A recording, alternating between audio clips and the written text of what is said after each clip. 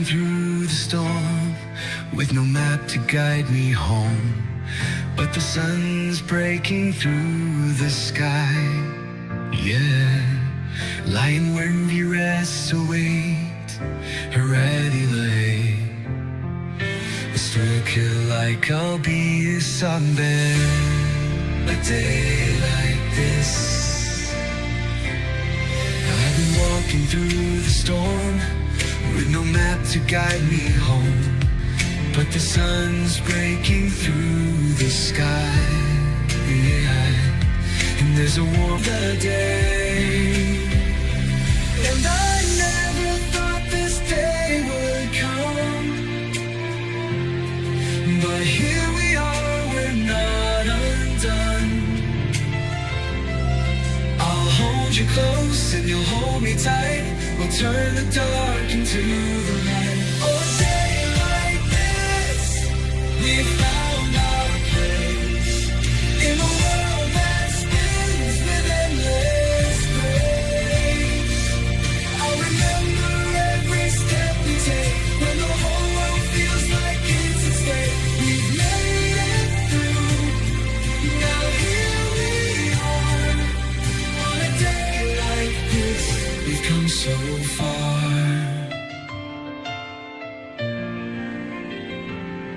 Through the highs and through the lows, we've learned that love will always grow.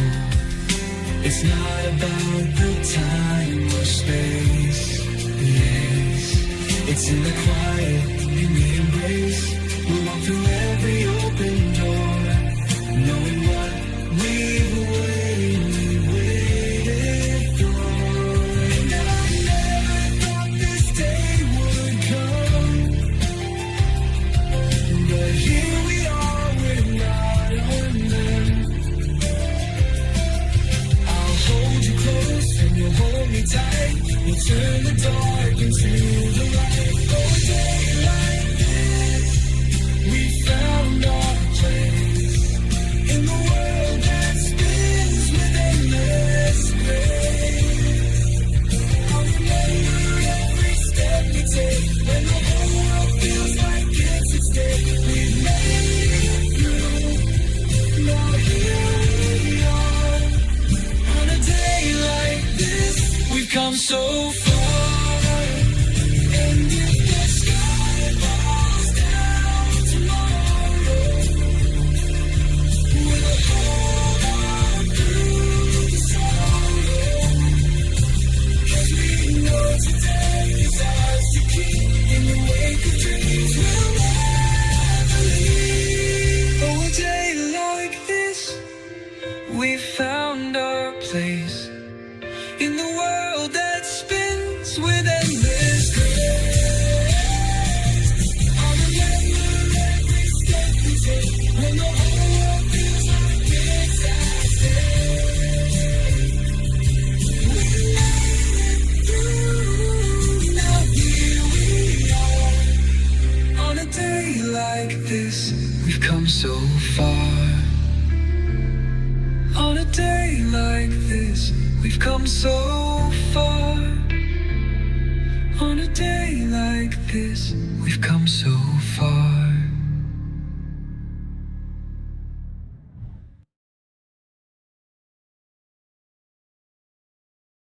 Remember, we fight for what's right because it's time to go right.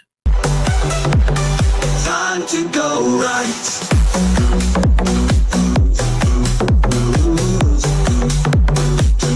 Time to go right.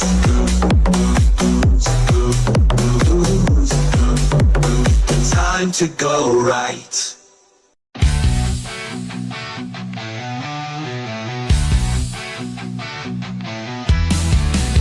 This isn't just politics, this is a way of life.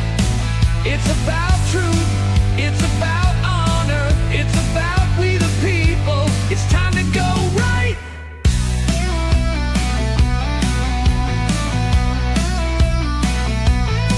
But stand up, speak out, take a stand for the truth, for the fight, for the heart of this land. We don't back down, we don't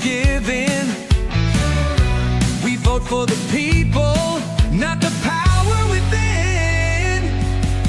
Go right, stand for the truth, stand for the light. Go right, lead with honor, defend what's right. It's a movement, it's a mission, it's a call to unite. So rise up, step up, go right.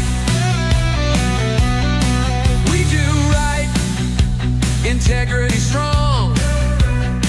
We think right, logic leads on. We live right, with honor and pride. We vote right, we the people decide. Go right, stand for the truth, stand for the light. Go right, lead with honor, defend what's right. It's a movement, it's a mission, it's a call to unite. So rise up, step up, go right. Go right. Go right. Not tearing down. Go right. Standing tall on solid ground. Go right. Future bright, future strong. Go right. Go right and bring it on.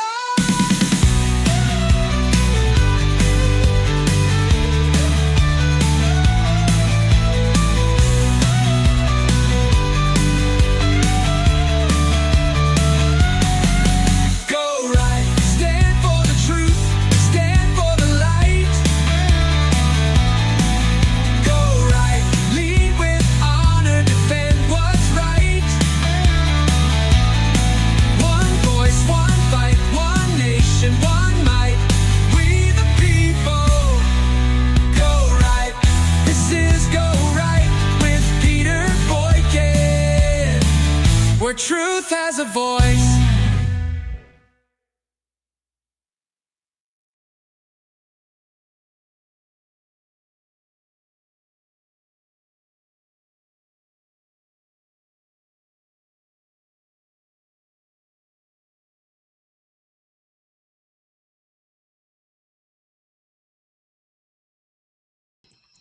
Hey folks, and welcome to hashtag Go Right with Peter Boykin. So we're going to talk about two articles today, and let's show me.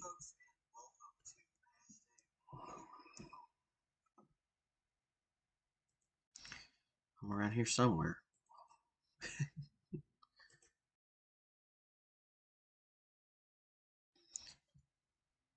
My camera's not wanting to activate today. Okay, so let's talk about. There we go. All right, so this is hashtag Peter Boykin. Go Right with Peter Boykin, and we're going to talk about two articles today. And the first article is this one: "The Battle for Our Children's Future: A Constitutionalist Cry for Liberty." And the second article is "Constitutional Crisis Looms as Our Republic Faces Shutdown Chaos." So let's start with the first article, which is not that one. Let's see here.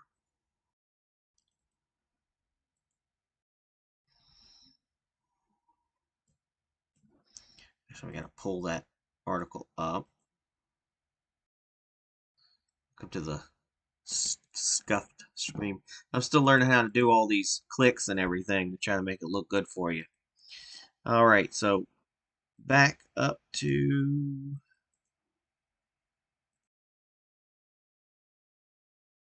There we go. All right, a battle for our children's future. There's a lot of questions about the getting rid of the Department of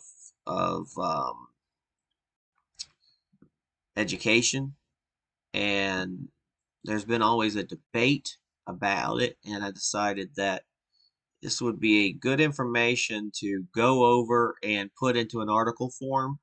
And you can go on gorightnews.com to find out this and more, to read more stories and keep things going. It blew up. Come on, get it in the right size. There we go. So just a reminder, folks, that the mission of Go Right, it's not just like Go Right as politics. It's a whole thing. The hashtag Go Right is more than politics, it's a way of life. Go Right isn't just about politics, folks. It's about doing what's right in every aspect of life. It's about making choices that uplift and strengthen and unite our communities. It means doing right, standing for truth, integrity, and accountability. Thinking right, using logic, common sense, and fairness in decision making. And being right, living with honor, respect, and responsibility. It's also about zooming this screen up. And voting right, electing leaders who put we the people first. Hashtag Go Right is a direction, a call to action to all those who believe in building, not destroying. It's about working towards a better future together. And so again, you can find this article and more on gorightnews.com. Let's get to the meat and butter of this article. The battle for our children's future, a constitutional cry for liberty. Picture this, a small town schoolhouse, the kind our grandparents might have attended, where a dedicated teacher stands at the front, chalk in hand, shaping young minds with lessons rooted in local values and common sense. Parents and neighbors sit on the school board deciding what's best for their kids, not some faceless bureaucrat in Washington, D.C. That's the America I grew up believing in. A constitutional republic where power rests with the people and their states, not a sprawling federal machine. But now we're at the crossroads, and the Department of Education is at the heart of the fight. Welcome to hashtag Go Right with Peter Boykin, where we're diving into the headlines, shaking up our nation's classrooms, and asking the tough questions about liberty, control, and the future of our kids. Folks, we're living in a time when the soul of our constitutional republic is under siege. And nowhere is that clearer than in the debate over the Department of Education. As a constitutionalist for liberty with a moderate to conservative Republican slant, I'm here to break down the headlines, lay out the facts, and give you the unvarnished truth about what's at stake. This isn't just about policy, it's about who gets to shape the next generation of Americans. Let's dig in. Now let's start with some headlines, folks. Massie moves to abolish the Department of Education. Representative Thomas Massie has thrown down the gauntlet with H.R. 899, a bill aimed at dismantling the Department of Education by 2026. This isn't a tweak or a reform. It's a full-on demolition designed to rip out federal oversight of our schools and hand the reins back to states and local communities. Massie's plan would smash billions in spending and cut through what he calls a choking bureaucracy, sparking a firestorm of debate about whether Washington has any business meddling in our classrooms. This is a clarion call for liberty, a bold move to shred the federal tentacles strangling our schools and return the power to the people where it belongs, the people. The next one is the Department of Education's final mission under McMahon. Linda McMahon, newly confirmed as Education Secretary, has hit the ground running with a bold vision, shrink the federal footprint, and restore state oversight. In a statement that's got patriots cheering and progressives clutching their pearls, oh, my pearls, she said the Department of Education's role in this new era of accountability is to restore the rightful role of the state oversight in education and end the overreach from Washington, D.C. Now, she's signaling the end game, dismantling the agency from within, but can she pull it off, or will Congress slam on the brakes? McCann's not here to tinker. She's wielding a sledgehammer to smash what she sees as a bloated relic of big government. So here's a little deeper. Trump's push to decentralize education gains traction. President Donald Trump's campaign promises to gut the Department of Education is no longer just rhetoric. It's a movement. With McCann, I'm sure I'm pronouncing her name wrong, at the helm and allies like Massie in Congress, the push to decentralize education is picking up steam. The goal, though, shift power to the states where it belongs under our Constitution and free our schools from what conservatives call a bloated, agenda-driven federal overlord. Trump's vision is a battering ram against centralized control, rallying patriots who see Washington as a meddling tyrant in our kids' classroom. We've had this debate, and I play devil's advocate on both sides, folks, and personally, I'm not exactly sure about the dismantling of our Department of Education, but I do see that a massive change needs to happen. But we also have to remember that a lot of the power does actually handle on the states, and if the federal government really is not handling what you think they're handling. So let's go back to what the Department of Education actually does. What does the Department of Education actually do? Well, let's get the facts straight. The U.S. Department of Education, created in 1979 under President Jimmy Carter, isn't the puppet master pulling strings in every classroom. It doesn't hire teachers, set curricula, determine school hours, or maintain discipline. Those powers rest firmly with state departments of education and local school districts, as they should in a constitutional republic. So what does it do? Plenty. Funding. The department oversees billions in federal dollars, like Title I funds and low-income schools, special education grants under the Individuals with Disabilities Education Act, IDEA, and Pell Grants for college students. It's the pipeline for about 10% of public school funding nationwide, though that number spikes to 20 to 25% in poorer, rural, and urban districts. And civil rights enforcement. And no, this is DEI, folks. Don't get that mixed up. Through its Office of Civil Rights, it investigates discrimination claims, think Title IX battles over gender policies, or ensuring disabled kids get a fair shot. And I know, oh my God, they're talking about the policies, but they try to determine the best policies for our students.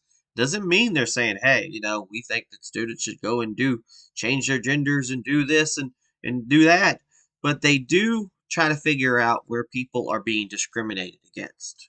And as such, because we are a nation at one time that used to separate our children from color. And we have to have a department like this to make sure we don't fall back down that rabbit hole.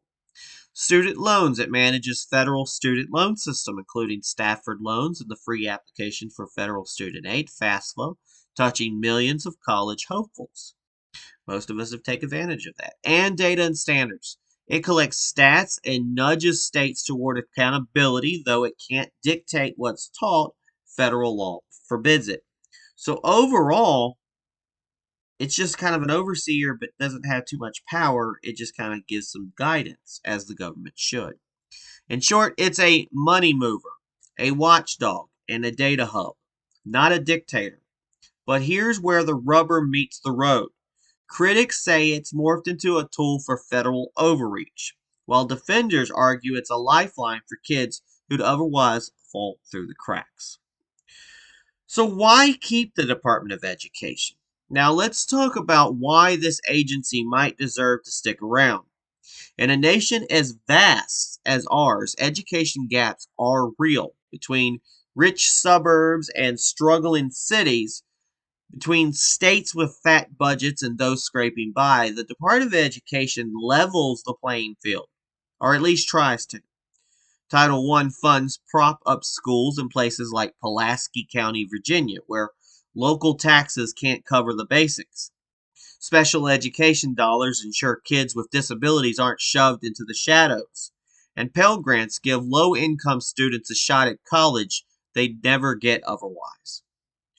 Now here's an opinion I'll own. Without the federal backstop, we risk a patchwork system where some states soar and others sink, leaving kids' futures to the luck of their zip code. Streamlining education across the board, setting baseline standards, sharing best practices, could get our country back on track. Imagine if the department had more teeth to unify our fractured system, not less. We're a constitutional republic, yes, but that doesn't mean chaos is the answer. On the other side, why shut it down? On the flip side, the case of abolition is rooted in the first principles. The Constitution doesn't mention education, period. That silence means it's a state power under the 10th Amendment. And folks like Massie and Trump argue that Washington's meddling is unconstitutional. They've got a point.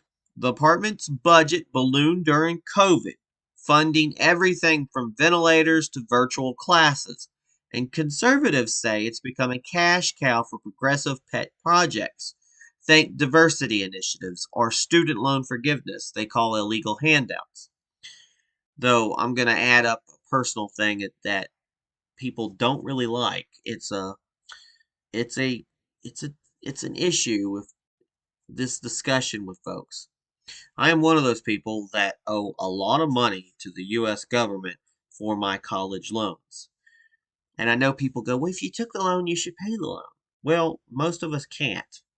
Most of us are on some kind of deferment where we don't really pay because we don't make enough income. So the government will never see a dime out of what I make. And then we're in the boat because of the immigration, because of the issue that so many jobs have gone somewhere elsewhere, and because of the disruption of the job market, and because of the greed of companies, and also how hard it is to get a decent job even after you graduate high school or college or whatever.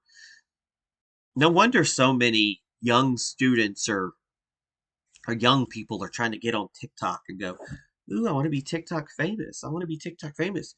Because they realize that maybe that might be their shot to get famous, to get views, to make money early.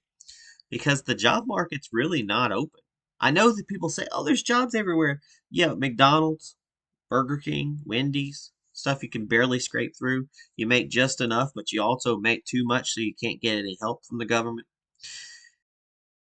And so, folks, if we're talking about America first, if you can send so much money overseas, if you can help so many other countries, then as a Republican, wouldn't you think that somehow down the line that we need to figure out some kind of student loan forgiveness or trying to reset the clock? Because people like me, without having a big looming debt, that's stuff you could be using towards buying a house, buying more cars, spending money, opening a business, maybe taking your educational degree and going a step further. But because of that looming debt, that causes issues. And now people go, well, I paid my debt. Well, your situation when you grew up is different than now, unfortunately. So I'm a proponent of doing something about our debt, doing a reset. But that also means we have to do a reset and overhaul of the educational system. Now, I'm in a program that I'm not even sure if they're still going, which was a program that went after colleges like University of Phoenix or Purdue, etc., the online colleges that called on and charged me a lot of money per class. But at the end of the day, did they actually teach me all the skills I needed to be able to do the physical job? It was more streamlined, it was more teaching, and it was like, you graduate with a degree, but are they helping you get the job? No, there was no helping you get the job afterwards.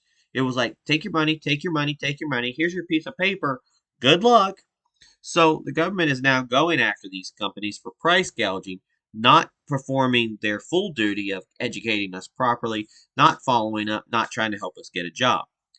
That I'm hoping that will reduce a big chunk of my debt by going back to those companies and saying you did wrong and get basically a rebate.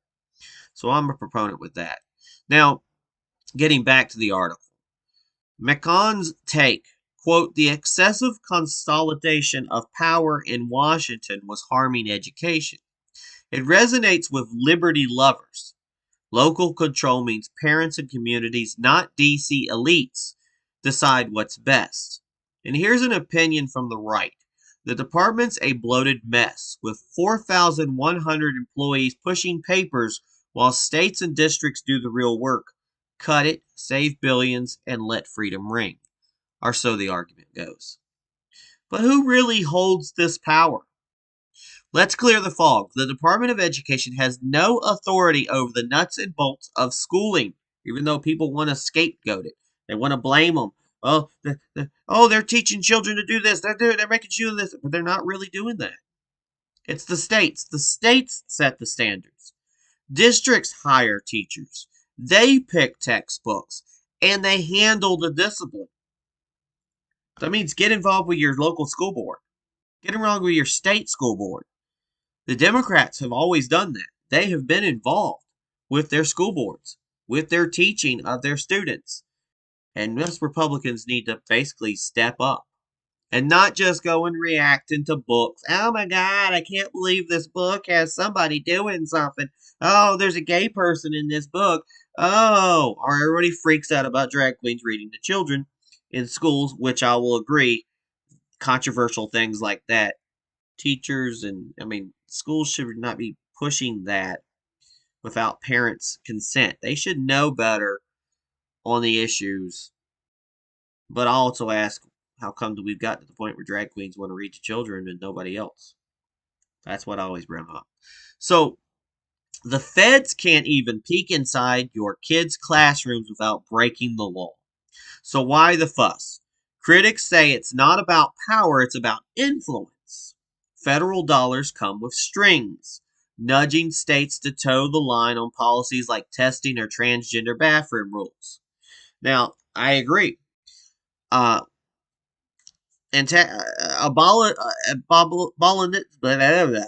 want to get rid of it. They argue that ending it would snap those strings, giving states pure sovereignty. But here's the kicker. Congress, not the department, allocates the cash. Shutting it down might just shift the bureaucracy elsewhere, say to the Treasury, without changing much, which is what some people are telling me. Well, other departments already handle things. I'm like, yeah, but wouldn't you want to centralize it with the department that only handles education? Instead of trying to put it on other departments that's going to be more bogged down on them, you're just bloating other departments to shrink one. It's just kind of hiding things, like playing whack-a-mole.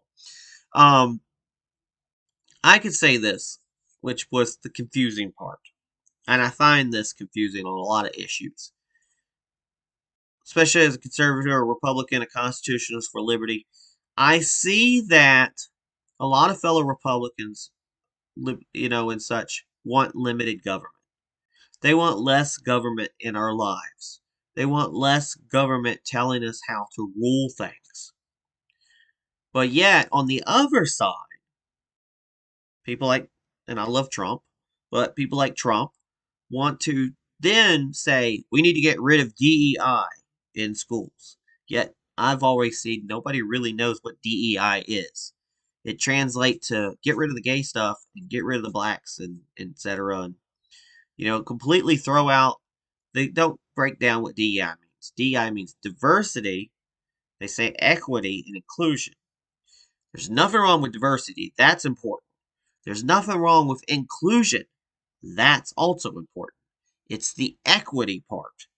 The equity is trying to say that just because somebody's gay or black or whatever, that they're the same as somebody else, and that you should give everybody the same. Well, you're trying to give everybody the same chance, but you're picking somebody over somebody else who's not as skilled just because that person is gay or black or etc. Whatever.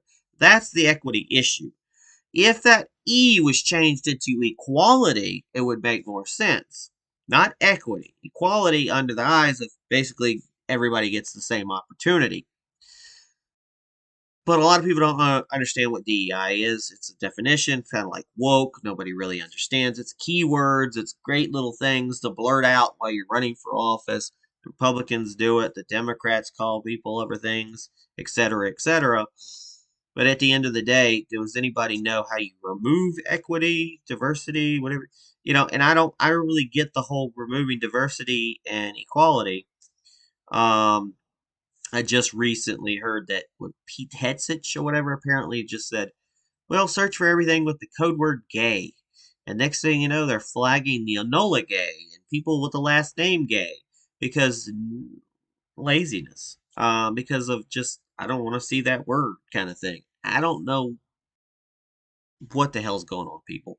All I know is, as a constitutionalist, I understand there's got to be a balance between limited government and government oversight and our government's job.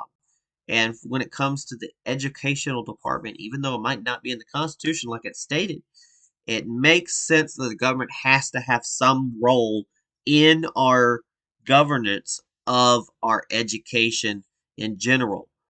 I would like to see a little bit more streamlined. I would like to see a little bit more of the states getting together in a Congress and trying to decide what works and what doesn't work, with the Department of Education kind of there as just basically the chairman kind of thing, running the meeting. I would like to see more of that. I would like to see change. I don't like how the education system is right now. Most people don't, but they don't have enough education. And that's what this video is supposed to be, to help you learn and make up your mind and have some other opportunity to open the conversation. And this is both for and against. That's what I've talked about in this article. Now let's move on. How is it ruining things? And how would ending it help?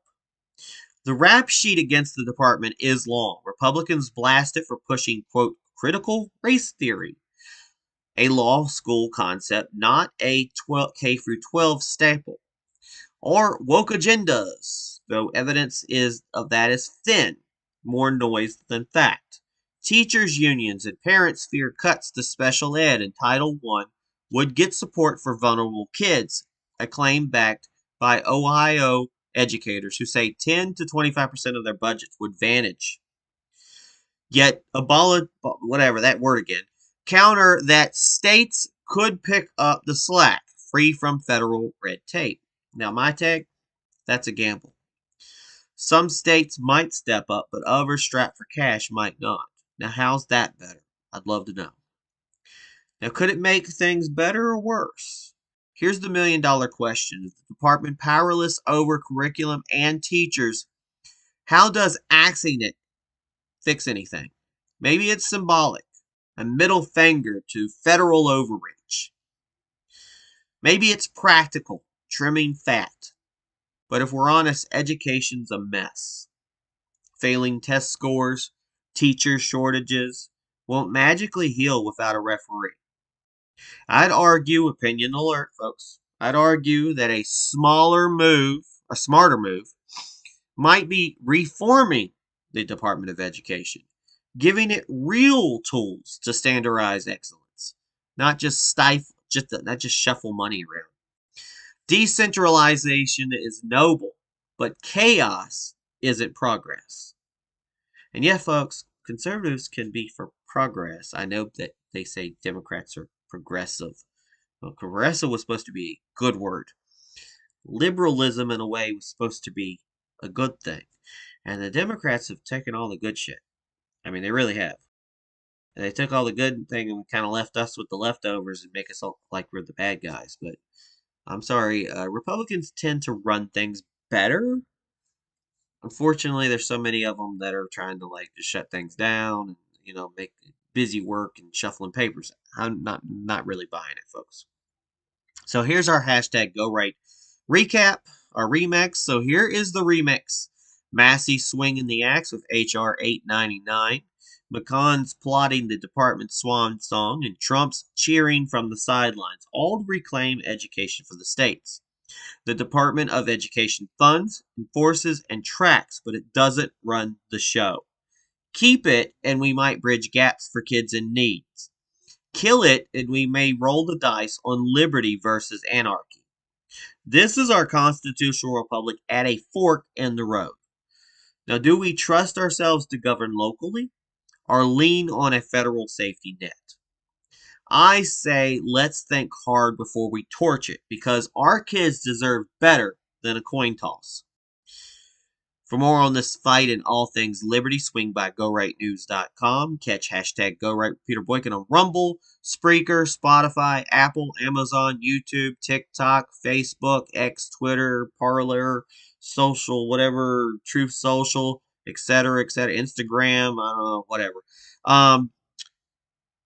And you want to fuel this mission, and I'm going to try to change this Cash App, but you can drop $1 or $2 at Cash App, $ Peter Boykin, the #1. I spend about $100 some every month, and a lot of time doing these podcasts. So it would be helpful if somebody would be a nice Patreon and help me out. Links are live at GoRightNews.com and PeterBoykin.com. Let's keep the conversation blazing, Patriots, because the future's ours to shape one classroom at a time. Liberty's calling. Answer it at GoRightNews.com, where the fight for our republic never sleeps. The battle for our children's future, the constitutionalists' cry for liberty. We'll be right back with our next article.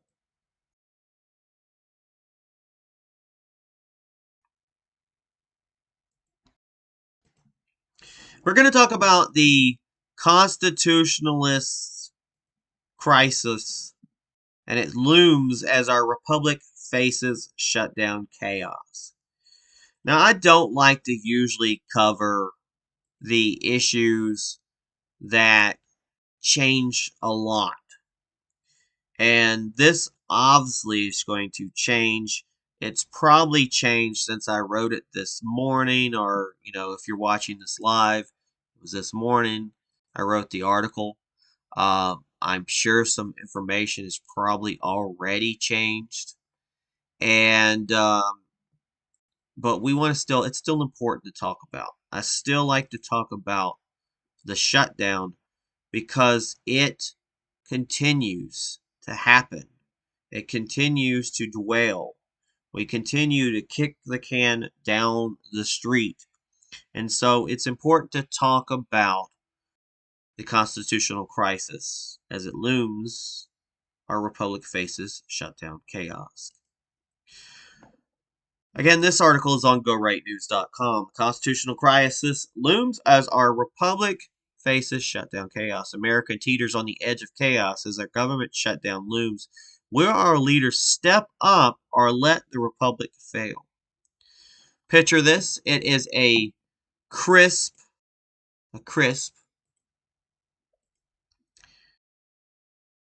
evening. And I'm sitting on my porch, or you're sitting on your porch, sipping a strong cup of coffee. I don't really like coffee, but I like a nice sweet tea. Watching the sun dip below the horizon. The air's calm, but my mind is racing. Our constitutional republic is teetering on the edge of yet another government shutdown. I think back to my granddad, a man who fought for this nation, and my dad as well, who'd tell me, Peter, liberty ain't free, and it sure ain't cheap. He'd be spinning, not my dad, but my granddad, he'd be spinning in his grave knowing that Congress, our elected guardians for freedom, might let the gears of governance grind to a halt over petty politics. So welcome to hashtag Go Right with Peter Boykin, where we cut through the noise and stand firm for the principles that built this nation. Let's dive into the headlines shaking our republic to its core. Starting with the constitutional crisis, it looms as our republic faces shutdown chaos. Folks, we're staring down the barrel of a crisis that threatens the very soul of our constitutional republic. The clock is ticking, and if Congress doesn't act by midnight, Friday, March 14th, 2025, it's the final countdown. We're headed for a partial government shutdown that could paralyze our nation. And it seems like this is every freaking couple of months. It's not going away. This isn't just about our budget or bills. It's about whether we honor the Constitution's sacred charge to govern responsibly and let partisan bickering shed the fabric of liberty. As a constitutionalist for liberty, that's what I am, with a moderate to conservative Republican heart. I'm here to break it down, call it like I see it, and rally us to defend the republic we love. We'll go into government operations. Government shutdown 2025. Here's what we know so far. The United States, our constitutional republic, stands on the brink of chaos. If Congress fails to pass a funding bill by midnight on Friday, March 14th, 2025, non-essential government functions will screech to a halt. This isn't a drill, folks. This isn't a drill. It's a deadline rooted in the expiration of current federal funding, a lifeline that keeps our agencies humming. The House of Representatives fired the first salvo, passing a stopgap funding bill, the so-called Continuing Resolution, RCR, by a razor-thin vote of 217 to 213. And I will say, disclaimer, something might have had changed today. I haven't picked it up or changed in the article, and I will try to update things as we progress. Now, spearheaded by President Donald Trump and Speaker House Mike Johnson of Louisiana, this bill aims to extend funding through September 30th, 2025, which is still right down around the corner, the end of the fiscal year. But here's the rub. It's now in the Senate's hands, where Republicans claim with a slim 53-seat majority. To clear the 60-vote filibuster hurdle, they'll need at least 8 Democrats to cross the aisle. Now, time's running out, and the stakes couldn't be higher. This bill's a beast. 99 pages of physical wrangling. Actually, 99 pages, considering what we've had to pass, is not that much. It holds, drop it into ChatGPT and tell it to ask it questions. It holds most agency fundings at levels, or if you're Republican, drop it into Gronk. It holds most agency fundings at levels set by former President Joe Biden. It slashes $13 billion from non-defense domestic programs. It pumps $6 billion into defense. It freezes $20 billion in IRS cash. And it ensures veterans' health care and benefits stay fully funded, including a hefty 14.5% pay raise for junior enlisted troops. Now, I know a lot of people are complaining because they are returning the size of the VAs back to pre-COVID levels by laying people off and firing people, and people are worried they're going to lose their service. My dad and other people with the VA the other day were kind of griping about it, but, you know, we're returning our levels. Now, locked in by the 2024 National Defense Authorization Act. Now, House Majority Whip Tom Emmer called it a game changer. He said it's not like CR that has ever come before. It's cutting spending. It's freezing spending. It's adding defense money. It takes care of the border. That's a bold claim, and in my opinion, it's a step towards physical sanity, though it's far from perfect. Republicans hail it as Trump triumph, but Democrats are crawling foul, saying it's a one-sided power grab lacking bipartisan heart. And believe me, I am for bipartisan heart because that's the point of having different sides. So we're not all yes men. The players, Mike Johnson's wrangling his GOP herd like a seasoned cattleman, dodging far-right holdouts to get this through. Trump's flexing his muscle, even threatening primary Representative Thomas Massie of Kentucky, the lone Republican no vote for daring to dissent. Elon Musk, heading the Department of Government Efficiency, DOGE, is pushing cuts by promising to loop in Congress after some backlash. Senate Democrats, led by Chuck Schumer of New York, are split. Some, like John Fetterman of Pennsylvania and Ron Wyden of Oregon, might balk at a shutdown, while Elizabeth Warren, Miss Pocahontas of Massachusetts, slams it as a shutdown bill stuffed with GOP goodies. Senate Majority Leader John Thune of South Dakota is racing the clock to seal the deal. And Vice President J.D. Vance warned the GOP behind closed doors a shutdown could torch their image with voters who've historically pinned blame on the party in power. And he's right. History's a harsh judge. If this fails, brace yourselves. Put on your seatbelts. Engines racing. Essential services like border protection, air traffic control, law enforcement, power grids, social security payments, what they say, and hospital care will chug along, thanks to the Constitution for that clarity. But non-essentials, we'll read that again, folks, because they will say that this, I might have got it wrong till we got to the end.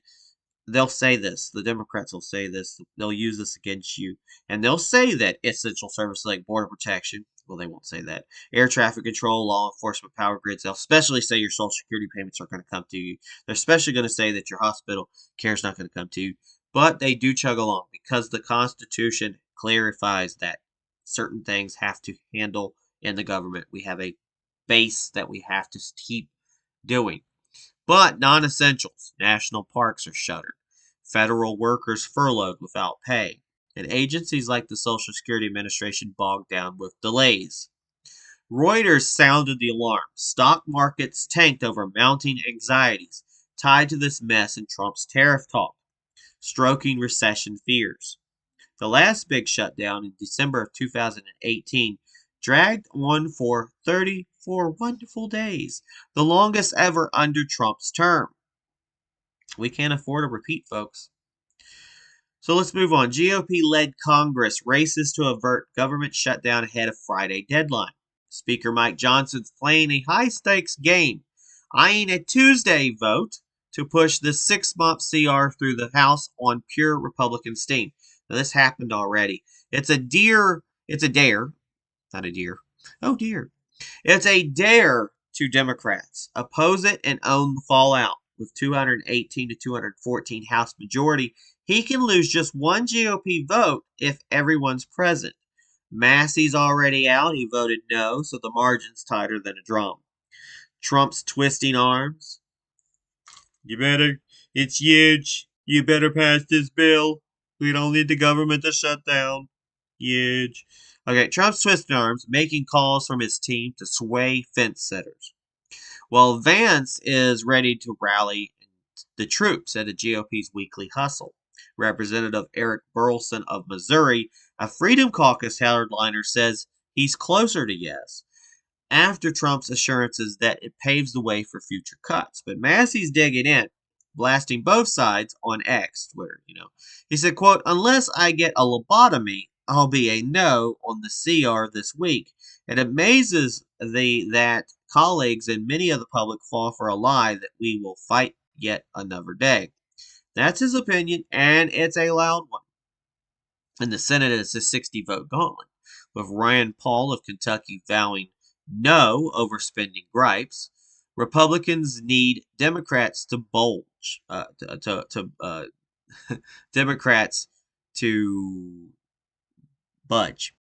But Senate Dems are fuming. Cut out the talks. They're blasting the bill's military boost and domestic cuts.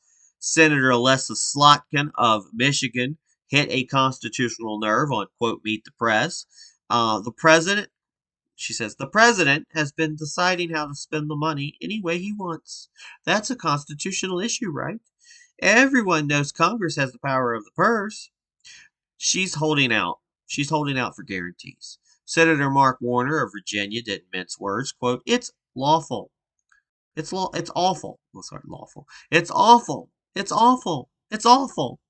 Patty Murray of Washington, a top Democrat of the Appropriations Committee, warned it's a, quote, slush fund for the Trump to cherry pick priorities, potentially gutting fentanyl fights, NIH research, and Army Corps projects. Adam Schiff, he's still around, Shifty Schiff, of California called it a grab bag of Republican priorities, daring the GOP to take the shutdown rap.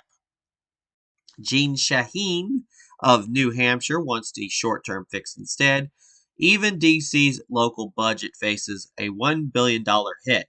Cops, firefighters, and teachers could feel the squeeze. Now, Johnson's bullish. No one wants to shut the government down, and we are governing, doing the responsible things as Republicans. Trump's cheerleading on Truth Social, quote, the House and Senate have put together a very good funding bill, CR. All Republicans should vote yes, please. We have to remain united. No dissent. He told reporters a shutdown could happen, but probably won't. Now, opinion alert, that's wishful thinking unless the Senate bends. So moving on to legislative action. Congress scrambles again to pass a spending bill to temporarily fund the government. Here we go again, Congress scrambling like kids, cramming for a test they forgot was coming. Johnson unveiled the CR over the weekend, aiming to dodge a shutdown by holding spending steady through September 30th, 2025. While trimming Justice Department aid to state and local law enforcement, Newsweek reached out to Johnson for comment, but no word was back yet. This isn't new, because back in December, the House passed a CR hours after funding lapsed, thanks to a scaled-down version rushed through after Musk trashed an earlier draft. Republicans hold 281 to 214 House edge, but it's a squeaker, and Democrats aren't biting. Representative Victoria Spartz of Indiana, a past CR skeptic, told Reuters that she might back it, quote, I don't believe Congress has time to do anything else. Fetterman's firm. He says, I'm never going to be a part of any vote that shuts the government down. Smart man. Trump's pushing hard, but House Majority Leader Hakeem Jeffries, with Whip Catherine Clark and Chair Pete Aguilar, fired back, quote, the partisan House Republican funding bill recklessly cuts health care, nutritional assistance, and $23 billion in veterans benefits. We are voting no. Johnson told Meet the Press it's a clean CR to freeze funding and weave and dodge savings. Opinion, folks, clean is generous. It is a GOP wish list with a bow on it. And people, we got to understand that both sides, no matter who's in power, is going to try to get as much information, in their bill as possible. So it's not a lie. It's not crazy that the Democrats will say that's what the Republicans doing. The Republicans will try to get what they're doing. That's politics. But it is good that we have multiple sides. But at the end of the day, they got to get something passed. They have to make a compromise. Both people walk away from the table with something they like and something they don't like. That's how compromise works. But at the end of the day, the government's got to work. At the end of the day, where do we get the money?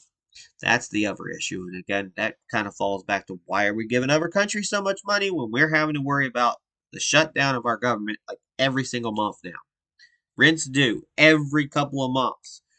A shutdown, essential workers like FBI, TSA, Border Patrol, military keep going unpaid until it's over and then get back pay. The Postal Service, self-funded, rolls on. But millions of federal workers, park goers, benefit applicants feel the pinch. The Constitution demands Congress fund this republic, not kick the can down the road. So here's an overall analysis, folks. This is a constitutional showdown. It's plain and simple. Article 1 gives Congress the power of the purse, not Trump, not Musk, not Doge.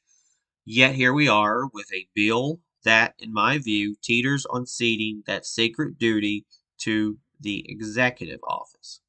The $13 billion in domestic cuts, vague, could hit drug programs.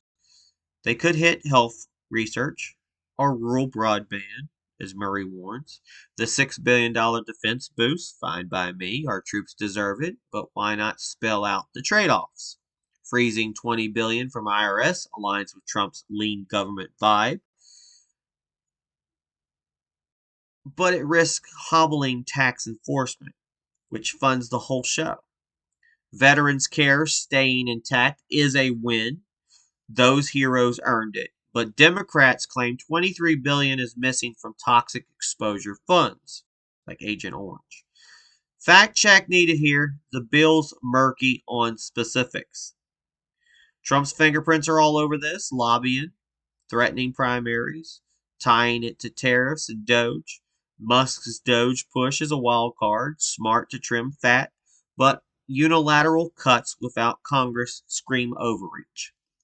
Democrats gripe about chaos and uncertainty. A hat tip to Representative Jared Golden on X. Ring true if this CR becomes a blank check. Jeffries calling Trump cuts illegal is a stretch, disagreeable, sure, but the Constitution's fuzzy on execution once funds are allocated. Still, their no vote signals a filibuster brewing. Republicans banking on Fetterman and co. to cave might be dreaming. Senate Dems smell blood in the water. The fallout, a shutdown's no picnic. Furloughs, park closures, market jitters. Reuters pegged the 2018 shutdown cost at billions, which could be worse with tariffs in play. And here's an opinion: the GOP's playing with fire, holding all three branches yet risking the blame if this flops. Johnson's betting on unity, but Massie's defiance and Paul's no-show cracks in the armor. Trump's no dissent plea is a tall order and a party of freethinkers. And we'll give you our hashtag GoRight recap remix. I know that analysis seems like one, but here's the remix, Patriots. Our constitutional republic's on the ropes. Shutdown looms if our Senate doesn't greenlight the CR by Friday's witching hour. Johnson and Trump are swinging on the fence with a bill that cuts, boosts, and freezes, but Democrats are dug in with the clock's merciless. Liberties at stake. Will Congress uphold its duty, or will we submit into chaos? This is hashtag GoRight with Peter Boykin, where we fight for the Republic, not just watch it burn. For more, hit up GoRightNews.com, your hub for unfiltered truth. Catch us on Rumble.com, at GoRightNews.com. Hunt us down on hashtag GoRight with Peter Boykin on Spreaker, Spotify. I need to update the Spreaker. Spotify, Apple, Amazon, YouTube, TikTok, Facebook, X, Twitter, and beyond. Want to fuel this fight? Drop a buck or two at Cash App at the $ Peter Boykin #1. Links are live at GoRightNews.com. I think you can pay for the website too. And PeterBoykin.com. Let's keep liberty proud. See you on the front lines. Of course, all these quoted material is preserved as the original articles. Opinion-based expansions are flagged as such, and grammar for sources are intact unless currently off, not spotted here. This reflects current knowledge up to March 12th at 7:41 a.m. So again, more data has probably changed because it is a very fluid story, a very fluid article, and I am not Fox News. I am not Newsweek. I am just a dude trying to do a podcast, and I try to give you stuff that won't take all day, but get you some education. So even if the things have changed, hopefully you've learned a little bit about the process of what it takes to try to keep our government going, and that the people in Washington are trying, and both sides are doing what they normally do. It's all politics, but hopefully at the end of the day, the government will stay open, and we got to move it on.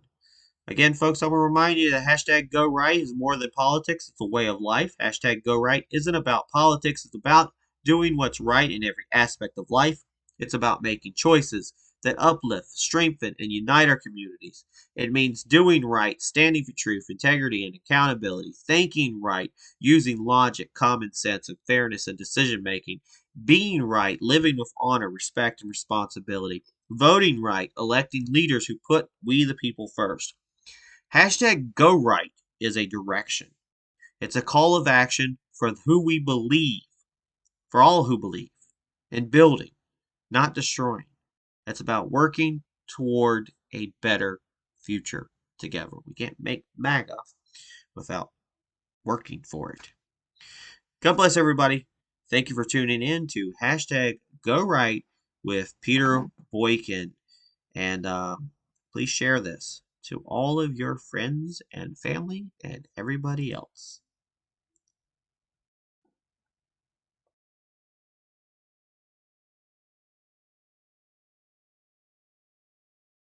Hi folks, this is Peter Boykin from hashtag Go Right. Let me break some things down. The future is up to you, and what are you willing to put into it? So will you hashtag Go Right for America? Will you participate in the great American revival? Because together we can and will make America great again. But it's up to you.